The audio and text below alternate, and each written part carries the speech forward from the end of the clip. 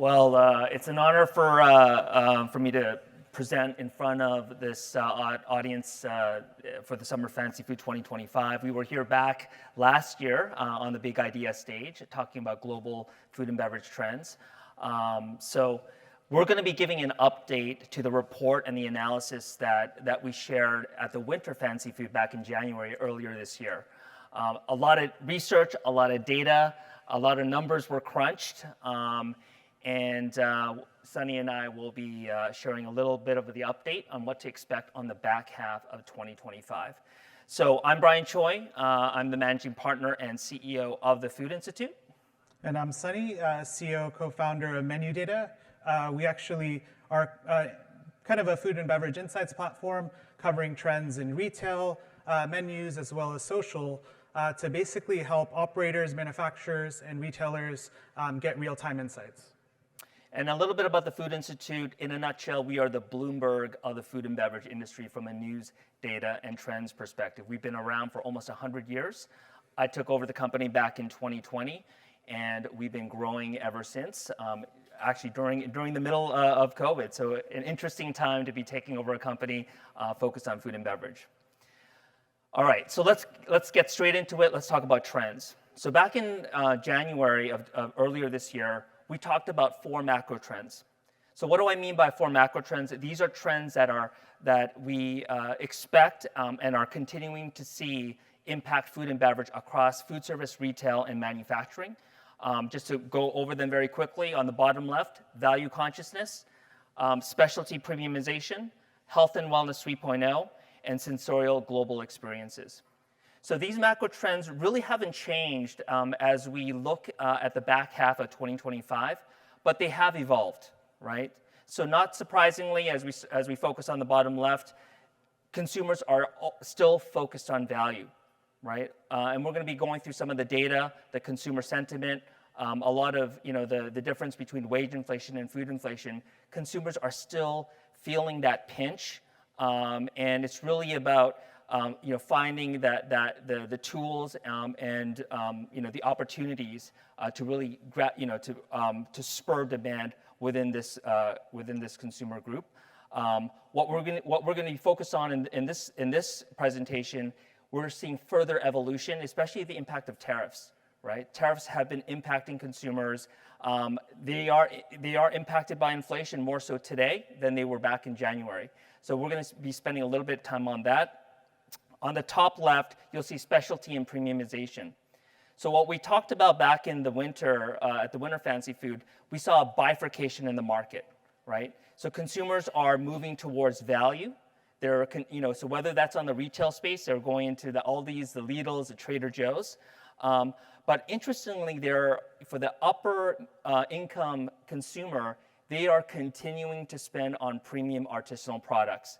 So we're seeing that bifurcation in the market, and what's really interesting is that middle category, that main category, is actually we're seeing a decline, right? And we're gonna talk about that trend is continuing here in 2025 in the back half. Going to the top right, health and wellness 3.0, right? So to recap, 1.0 really represented the old mindset of what health and wellness is. So it's purely focused on the physical. You have your certain number of servings in vegetables, dairy, proteins. What really happened during COVID is that framework was really flipped on its head, right? Consumers wanted to feel good, especially with all the turmoil happening during the pandemic. And now we're seeing that further evolution of GLP-1 drugs. We're seeing biotech.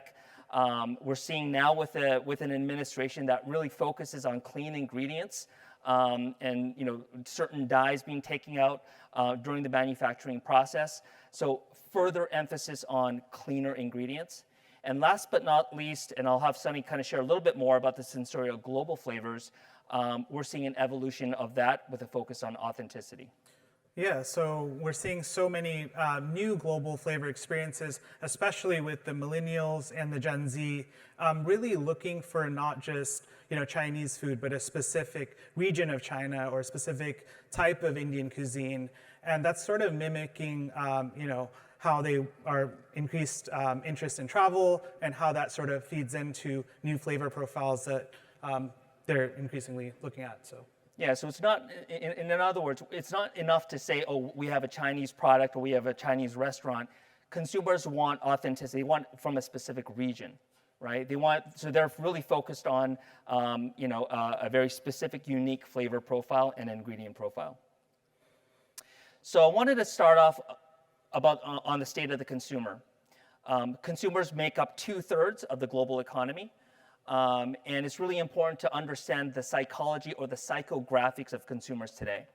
This is a graph looking at one of the most recognized consumer sentiment index, the University of Michigan, which really represents how consumers feel about their own financial outlook, but also how they look at the US economy over the next 6 to 12 months. So as you can see from, in 2020, and that's the middle of the graph, the number was around 100. So 100 really represents that consumers are feeling good, they're feeling good about the economy, they're willing to spend, and not surprisingly, right in the middle of COVID, we saw a sharp downturn, down to the levels of around 45, around 40. We have since seen a small uptick since the pandemic, but now with the news about the tariffs, about geopolitical risk, we're still seeing that number around the 50, the 55 range. So I think the one takeaway from this is that consumers are still feeling stressed, right? And so if you're a manufacturer, if you're a food service operator, you have to understand where consumers are and adapt your strategy to where your consumers are today. This is another graph looking at the economic outlook. So this was a poll done by Ipsos. The question was, how would you describe the economic situation in the US, right? And this is the percentage of folks that felt very good or somewhat good about the economy. And in a similar way, consumers felt really good right up until the pandemic. We saw a slight, a sharp downturn, but we're still not to the level where we were back, during pre-pandemic times. I think this is one of the most important charts to understand if you're a manufacturer, if you're a retailer, if you're a food service operator. And this looks at the difference between food inflation and wage inflation. So the yellow bars represent food inflation. The blue bars represent food inflation. So you can see from the earlier of March of 2021, we saw food inflation absolutely spike month over month over month over month. And the line graph really represents the cumulative effect of both the difference between food inflation and wage inflation. And what it basically shows is that the consumer still isn't back to where they were pre-pandemic, right? So it's one thing to say that from a consumer sentiment perspective, consumers aren't feeling that great, but now we're actually looking at the numbers, right? So basically what consumers are taking in net of some of the expenses that they have to face on a day-to-day basis, right? So I think it's important to really understand where consumers are today. So the first macro trend we're going to delve deeper into is the economy's impact. And this is the impact that tariffs are having on consumers. So looking at 4 different categories, and I apologize for the small font. So on the left-hand side, you'll see the snack category. Next to that is dairy. Next to that is meals from restaurants. And lastly, alcoholic beverages. So the 2 areas where we're seeing the minimal impact is on snacking and dairy. And why is that? In the American economy, we have quite a few number of snack manufacturers, right? And also, we also have large manufacturing ability in the dairy category. But the 2 areas that consumers are feeling the most impact on certain products is really from meals from restaurants and alcoholic beverages. We rely so much on ingredients. Restaurateurs rely so much from outside ingredients, regional flavors, regional ingredients. Consumers don't want to pay those higher prices, right? So, and same thing with alcohol, right? A lot of the big alcohol companies, they're from Europe, they're from Japan. Tariffs are having an impact on consumer spending. And this next one is looking at how consumers are expected to spend over the next 3 months on various categories. So not surprisingly, when you look at food, whether it's produce, whether it's meat, whether it's shelf stable, we're seeing those categories really not being impacted as much as other spending categories. So in other words, in a nutshell, it's good to be in food and beverage. People always have to eat. People always have to drink. Yeah, so if we take a look deeper and take a look at the specialty food shopper, we actually ran a survey where we asked which of the following best describes your interest in food and cooking, and how price sensitive are you when buying specialty foods? And some of the key takeaways that we had is that experimentation is the new mainstream. So if you add up the first 2 bars, nearly half of the respondents actively experiment at home, and another 29.2% identify as foodies. So they're really looking at food as a creative endeavor rather than just a routine chore. Secondly, when taking a look at price sensitivity, shoppers are craving novelty but care about price. So if you add up the moderately interested in prices and extremely that will actually trade down, you have almost a 70% consumer base that says price really shapes their decisions. So basically, they're willing to spend, but only when they see value. So when consumers are really thinking about where to shop, we actually asked them in the last 3 months, where have you purchased specialty foods? And we're kind of shocked by the first answer being farmers markets, right? It's really signaling that the consumer cares about fresh, minimally handled, often organic, kind of reinforcing that storytelling piece about sourcing and organic certifications. And it's also very interesting to see almost 40% sought out dedicated ethnic grocers like H Mart or 99 Ranch. 43% visited Trader Joe's, which is famous for globally inspired private label twists. Yeah, and just wanted to emphasize that consumers, just based on some of the responses here, consumers they're seeking new flavors, new experiences, and that's where a lot of that Gen Z millennial crowd they want to explore, right? That's super important if you're a manufacturer, if you're a retailer, if you're in food service. You got to tap into that consumer interest in exploratory flavors, right? There was another session yesterday that the pace of innovation is rapidly, it continues to drive consumers, and it's at a faster pace now than just a couple of years ago. And here we asked a question, around what are kind of what are the top following factors in order of importance, and we asked consumers to kind of rank them, right? So you can see price and value, product uniqueness, convenience, store experience, sustainability, or ethical sourcing. And we found that price and value really tops the importance list with kind of the overall lowest rank score. So even specialty shoppers who actively seek unique items are still asking, is this worth it? Secondly, you're seeing product distinctiveness come in second, signaling like consumers are willing to trade up if an item feels exclusive. It has an origin story. Is it limited batch? Is it a hard to find flavor? And while factors like store atmosphere and sustainability matter, third is obviously convenience, right? You're seeing that with delivery, location. Is it like extended hours? So these are kind of the top priorities for specialty shoppers. So if I were to summarize, the main takeaways from this page, it's all about elevated convenience, right? So you heard from the sponsor, Kanzen Meals. They are providing a frozen meal with the flavor, but also the convenience of having a pretty much a ready-made meal that only takes 15-20 minutes. And so this is really where the industry is headed. And the second takeaway, taste is still king, right? Taste is still king at the right price. And that's not going to change over the next 12 to 24 months.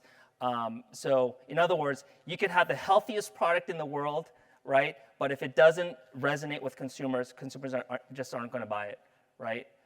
There's really the margin of error is so small now. You have to meet the consumers where they are. Taste has to be there. So talking about global flavors, right? So we spoke about how the consumer is being much more discerning of what they're consuming. So this could be in food service, this could be in CPG.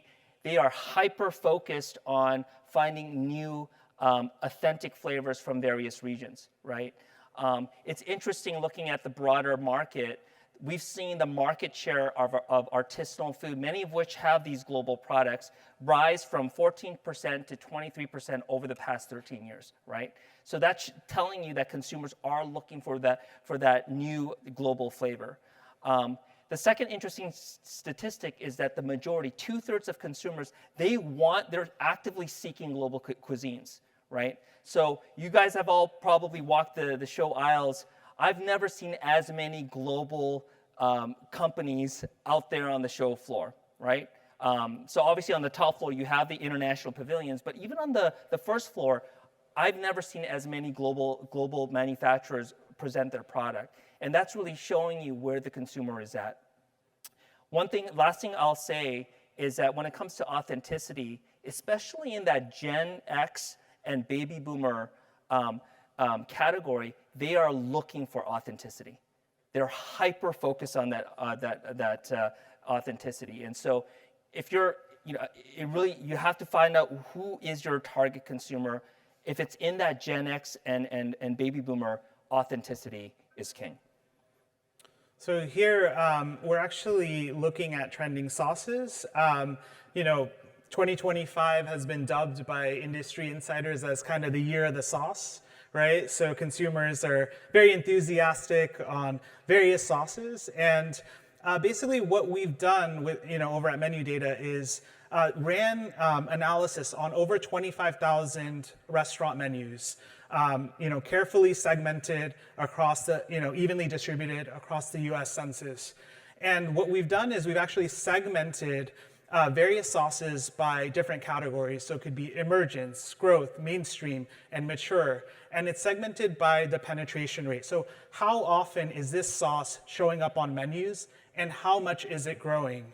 So a few interesting takeaways when you take a look at this is that umami flavors are growing and they have a very low penetration rate. So think about flavors like black garlic, gochujang, Kewpie mayo, Japanese barbecue. They're really, really low penetration rates. They're very high growth and have incredible Google Trends scores, which means consumers are actively searching for it. The second key trend that we're seeing is global heat is expanding. So I know, if you guys saw the other panel about hot ones, right? Consumers really know the difference between a guajillo pepper or a ghost pepper or a Szechuan chili oil. So that is continuing to trend up. And lastly, sweet and spicy continues to be a theme, whether it's hot honey or hot honey harissa showing up on Kava menus, and it continues to show growth and momentum. And what I'll say here is you might be asking, why are we showing so much data around what's happening in food service?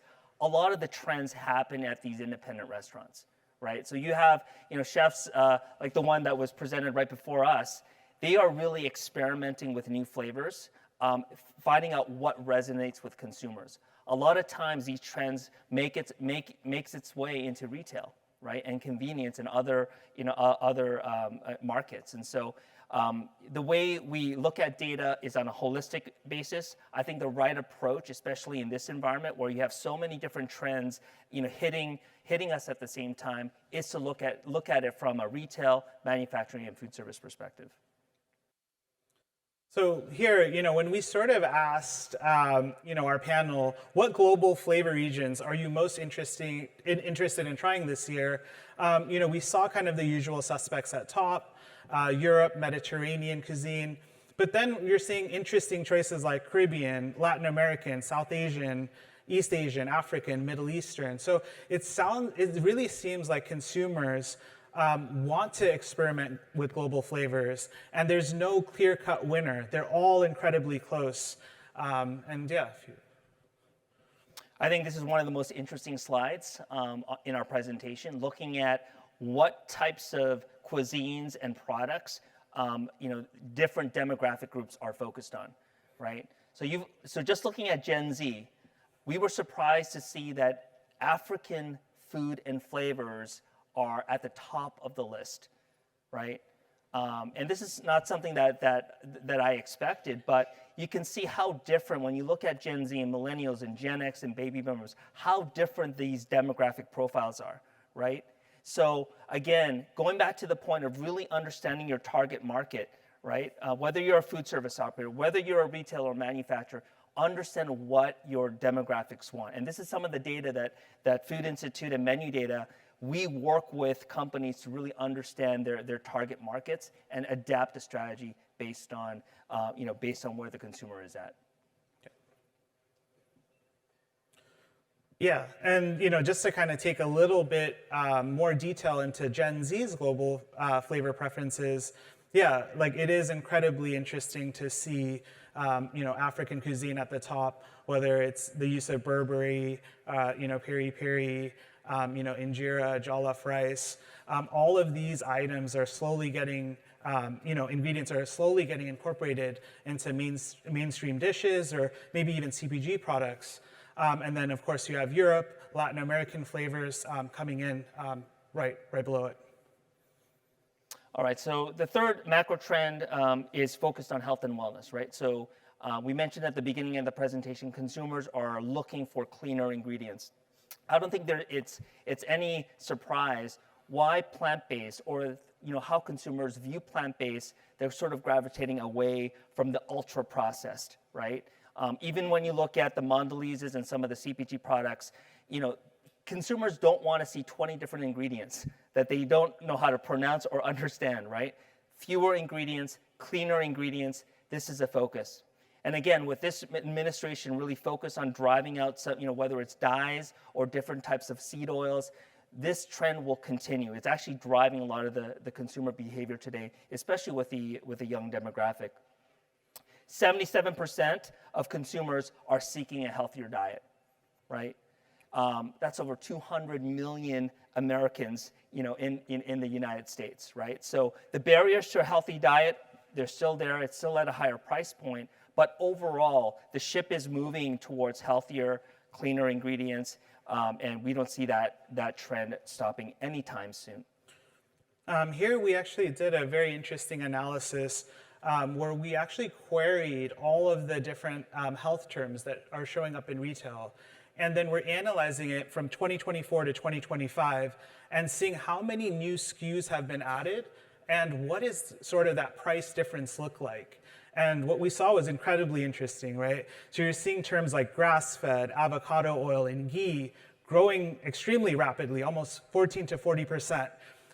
But you're also seeing long-established, better-for-you ingredients like Greek yogurt, almond flour, still almost showing double-digit gains.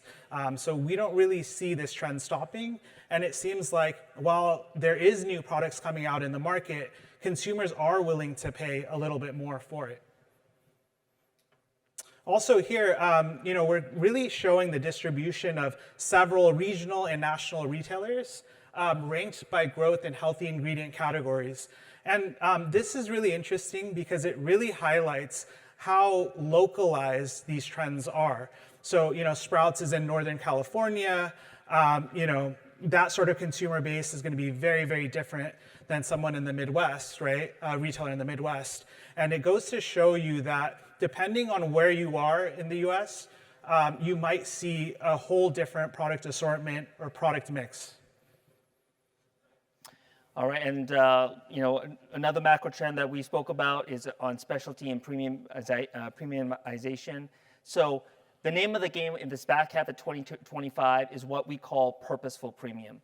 So in other words, it's not just for that upper demographic or even sort of the mainstream America.